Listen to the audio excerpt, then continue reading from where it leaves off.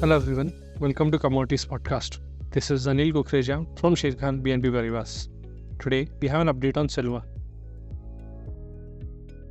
On the daily chart, silver has traded with higher high formation after it breached the recent swing high. While the prices moved towards the resistance of 76.8 retracement level at 76,470, which is followed by the level of 78,000, which is the all-time high for silver.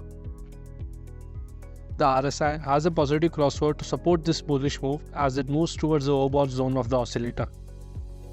Therefore, till the prices sustain the yesterday's low, a buy and dip strategy should be used, targeting the level of 76,500 and 77,000 for the coming session, with a reversal below the level of 74,800.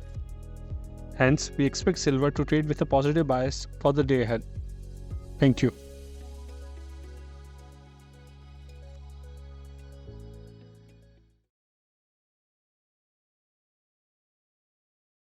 Investment in securities market are subject to market risks. Read all the related documents carefully before investing.